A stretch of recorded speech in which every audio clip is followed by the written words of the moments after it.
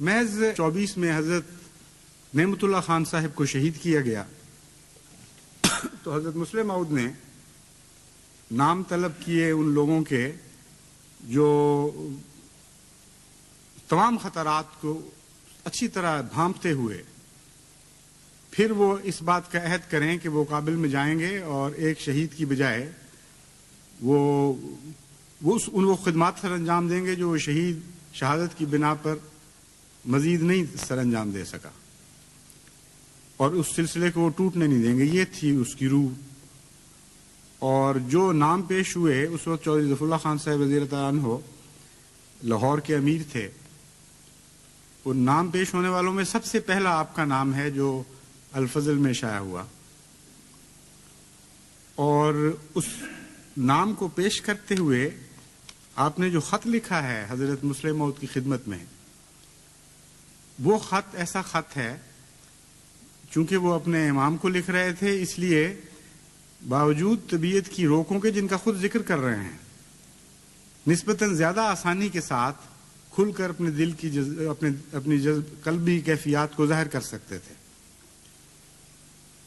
ایسے موقع پر آپ کی ذات کے اندر جھانکنے کا موقع ملتا ہے.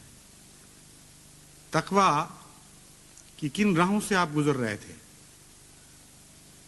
کیا آپ کے قلبی جذبات اور کیا آپ کی کیفیات تھیں جب آپ نے اپنے آپ نام کو پیش کیا ہے، اور کس طرح پھر تنقیدی نظر ڈالی ہے اپنی زندگی پر، اپنی اندرونی کیفیات پر، تجزیہ کیا ہے اس خوف کے ساتھ کہ کہیں میں ریاکاری کا مظاہرہ تو نہیں کر رہا. یہ ساری باتیں اس خط سے آپ کو نظر آئیں گی، یعنی اس خط کے آئینے میں آپ کو نظر آئیں گی. وہ لکھتے ہیں: سیدنا و امامنا السلام علیکم ورحمۃ اللہ وبرکاتہ. میری زندگی آج تک ایسی ہی گزری ہے کہ سوائے اندوہ و ندامت کے اور کچھ حاصل نہیں.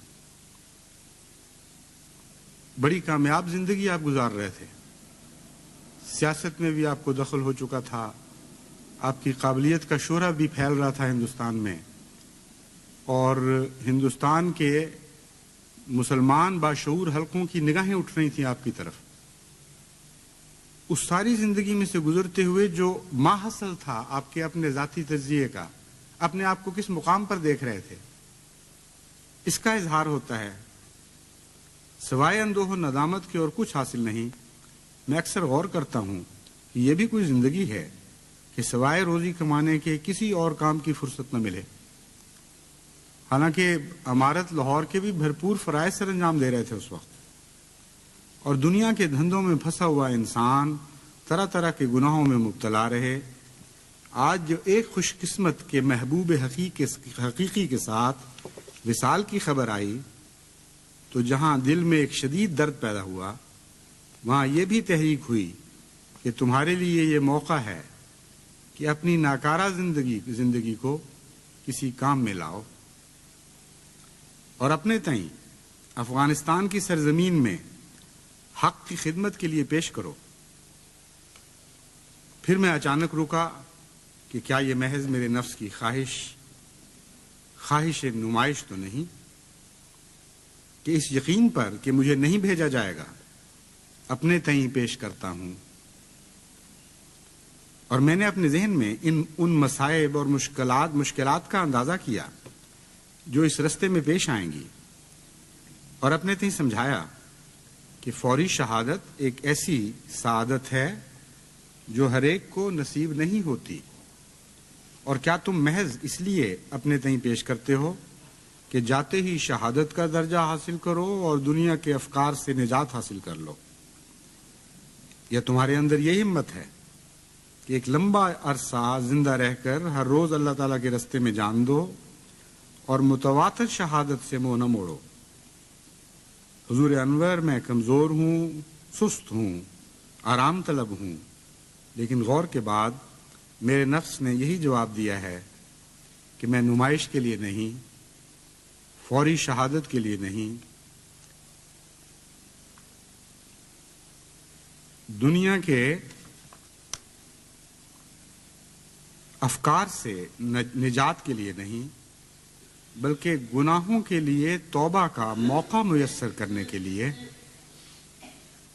گناہوں کے لیے توبہ کا موقع میسر کرنے کے لیے، اپنی عاقبت کے لیے ذخیرہ جمع کرنے کے لیے، اللہ تعالیٰ کی رضا کے حصول کے لیے اپنے تئیں اس خدمت میں پیش کرتا ہوں۔ اگر مجھ جیسے نابکار گناہگار سے اللہ تعالیٰ یہ خدمت لے اور مجھے یہ توفیق عطا فرمائے کہ میں اپنی زندگی کے بقیہ ایام اس کی رضا کے حصول میں صرف کر دوں، تو اس سے بڑھ کر میں کسی نعمت اور کسی خوشی کا طلبگار نہیں۔ حضور میں مضمون نویس نہیں، اور حضور کی بارگاہ میں تو نہ زبان چلتی یاری دیتی ہے نہ قلم۔ جیسے کسی نے کہا ہے، بے زبانی ترجمانے شوق بے حد ہو تو ہو، ورنہ پیش آتی ہیں، ورنہ پیش یار کام آتی ہیں تقریریں کہیں۔ بے زبانی ترجمان شوق بے حد ہو تو ہو، ورنہ پیش یار کام آتی ہیں تقریریں کہیں۔ یہ حضرت موہانی کا شعر ہے جو آپ نے کوٹ کیا۔ اس لیے اسی پر بس کرتا ہوں کہ جس وقت حضور حکم فرمائیں افغانستان کے لیے روانہ ہونے کو تیار ہوں، اور فقط حضور کی دعاؤں اور اللہ کی رضا کا طلبگار ہوں۔ والسلام، حضور کا ادنا ترین غلام خاکسار ظفر اللہ خان۔ 8 نومبر 1924۔